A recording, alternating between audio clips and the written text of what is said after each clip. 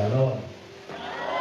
Judul firman Tuhan hari ini berjalan dalam kodrat ilahi yang ditentukan oleh Tuhan bagi kita.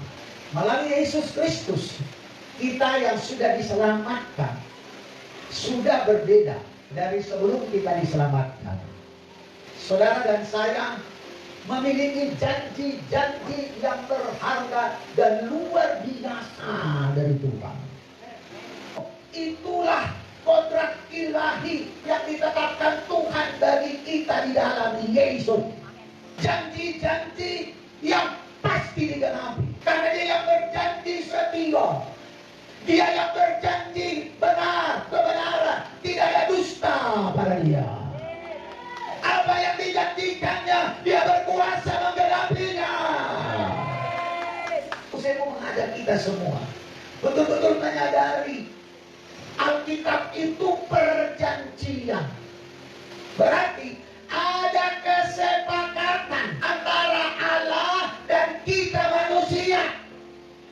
Ada bagian Allah yang Allah genapi. Jikalau kita menggenapi bagian kita, itu namanya perjanjian. Jadi saudaraku, kita tidak boleh hanya menuntut bagian Allah. Tidak semua urusan Tuhan. Ada orang berkata, ngapain berdoa banyak-banyak? Sekali ucap saja kalau Tuhan maha baik, Dia pasti berikan. Siapa bilang? Bukan itu yang diajarkan Tuhan. Dia menciptakan kita, saudaraku, seperti segambar dengan Dia, mempunyai kehendak bebas, kehendak pilihan. Saudaraku, tahukah saudara, Tuhan tidak menghendaki satupun manusia itu binasa. Yes, benar. Ya. Saya ketika tahu ini, saya bilang, Tuhan ampuni kami. Ampuni kami Tuhan yang sudah menyimpang jauh dari jalan-Mu, dari pikiran-Mu. Yes. Terlalu terbawa arus setan dunia ini. Tidak mengikuti jalan Tuhan. Mari kita baca dulu saudara kedua Petrus pasal yang ketiga ayat 9. 2 Petrus pasal 3 ayat 9. Perhatikan saya baca.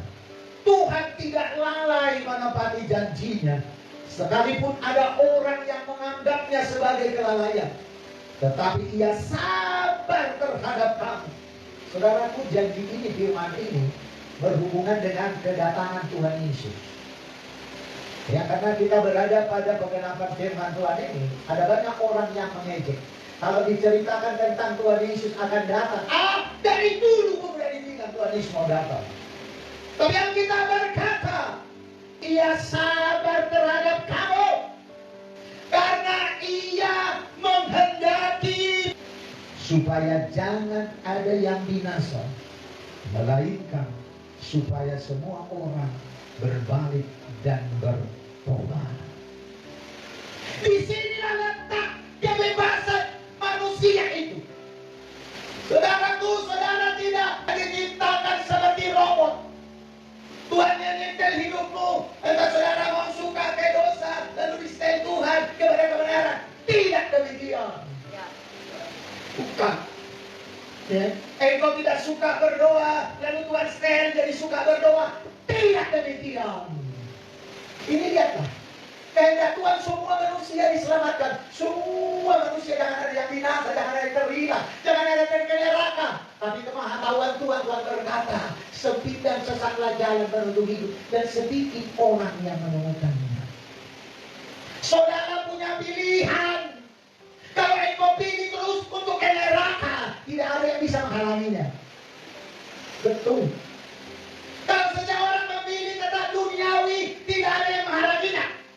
Tadi saya sebagai hamba Tuhan, pilihlah kebenaran. Tadi saya sudah sampaikan, Tuhan telah memberikan kepada kita janji-janji yang berharga dan luar biasa. Tuhan sediakan itu saudaraku, supaya setiap kita mengambilnya dalam hidup kita, menerapkannya dalam hidup kita, sehingga kita bisa berjalan dalam kodrat ilahi. Kita baca 2 Petrus pasal yang pertama, ayat yang ketiga dan keempat. 2 Petrus 1 ayat 3 dan 4. Karena kuasa ilahinya telah menganugerahkan kepada kita segala sesuatu yang berguna untuk hidup yang saleh, oleh pengenalan kita akan Dia yang telah memanggil kita oleh kuasa-Nya yang mulia dan ajaib. Dengan jalan itu, Ia telah menganugerahkan kepada kita janji-janji yang berharga dan yang sangat besar, supaya olehnya kamu boleh mengambil bagian dalam kodrat ilahi dan luput dari hawa nafsu duniawi yang membinasakan dunia. Yes! Allah memberikan janji-janji yang luar biasa dan sangat berharga. Ya. Apa yang dijanjikan Tuhan di Alkitab bagi kita di dalam Yesus, itu janji yang berharga. Itulah masa depan kita. Itulah tujuan hidup kita. Kalau Bapak Ibu Saudara sekalian datang di sidang ini, di tempat ini, untuk diberkati, untuk tertolong dari masalah, untuk ada damai, ada sukacita, ada pengampunan, sudah tersedia janji-janji Allah yang luar biasa itu. Yang perlu bagi saudara dan saya ketahui janji itu, ambil janji itu, imani janji itu, doakan janji itu, pegang janji itu, percayai janji itu. Tuhan yang menggenapinya bagi saudara dan saya. Itulah masa depan kita. Kenapa ada orang rajin ke gereja, hidupnya tetap tidak berubah? Karena apa? Dia hanya rajin mengikuti tata cara ibadah saja. Tuhan, saudaraku, menginginkan satu keputusan yang diambil, menyerahkan sepenuhnya hak kehendak bebas kita untuk mentaati apa maunya Tuhan. Bisakah Tuhan memakai saya? Bisa. Amin. Asal engkau mau. Amin. Asal engkau menyerahkan kehendakmu kepada Tuhan. Yes. Asal engkau menerima Yesus sebagai Tuhan dan izinkan Yesus yang memimpin engkau. Makanya engkau setiap hari bersekutulah dengan Dia, cakap-cakap dengan Dia, berkata-kata dengan Dia lewat doa dan penyembahanmu kepada Tuhan. Yes. Ya. Tuhan akan menuntunmu. Tuhan akan memberkatimu. Tuhan akan mengarahkan kepada janjinya. Apa yang kau butuhkan saat ini? Ya? Ada yang kau butuhkan? Masa depan ada. Ada di dalam janji Tuhan kok. Tuhan tidak merencanakan bagi kita rancangan yang mencelakakan, tapi rancangan yang penuh pengharapan, penuh damai sejahtera. Tuhan sediakan. Untuk semua ada. Betul. Umur panjang ada. Ya. Untuk mengalahkan setan ada. Yesus datang supaya memberikan kita hidup yang berkelimpahan. Yes. Tak tanggung-tanggung itu. Sang pencipta alam semesta diizinkan mengambil rupa jadi manusia dan dihinakan, bahkan makan mati di kayu salib, ditaruh mahkota dunia. Tidak ada apa-apanya, saudaraku, pasukan tentara Romawi tidak mampu menahan dia. Yes. Tapi apa yang dilihatnya? Kalau dia tidak mati, saudara dan saya mati langsung ke neraka. Yes. Dia tidak mau itu, dia menggantikan kita.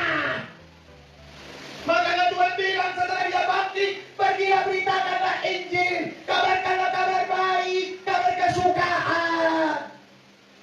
Aku telah datang mengalahkan dosa, mengalahkan maut, mengalahkan semua musuh-musuhmu. Ikutlah aku. Demikian Tuhan bilang. Aku berikan sentosa, kelegaan, hidup yang keberkatan bagi hidupmu. Itu yang Tuhan mau. Ya. Ibu Gembala pernah berkata, Tuhan tidak akan pernah mau menurunkan standar hidupnya yang kudus, yang mulia, yang dia. Alkitab berkata Tuhan itu tetap selama-lamanya tidak berubah. Kita yang berubah. Amin. Kita yang berubah. Karena dia mau sudah merencanakan hidup saudara dan hidup saya, hidup kita semua yang ditebus Tuhan untuk hidup bersama-sama dengan Dia. Haleluya. Amin. Apa yang kau inginkan dari Tuhan? Anda dikasih Tuhan. Sesuaikan aja hidupmu dalam janji Tuhan itu. Percayai, aminkan, sukacita. Makanya jangan khawatir, kau bilang jangan khawatir tentang apapun juga. Tapi serahkanlah segala kekhawatiran kepada Allah dalam doa dan berdoa dengan ucapan syukur. Ayat juga berkata, damai sejahtera Allah yang melampaui segala akal akan memelihara hati dan pikiranmu. Kekhawatiran yang membuat panik. Rencana Tuhan bagimu adalah rancangan yang diberkati Tuhan. Rancangan Tuhan bagimu adalah rancangan yang diberikan Tuhan. Tapi ada bagianmu, ada bagianku. Ambil janji Tuhan untuk kebutuhan-kebutuhanmu. Karena itu memang sudah ditentukan Tuhan untuk menjadi milik kita. Karena itu beri waktu bagi Tuhan. Tuhan Yesus memberkati. Amin. Mari kita bangkit berdiri.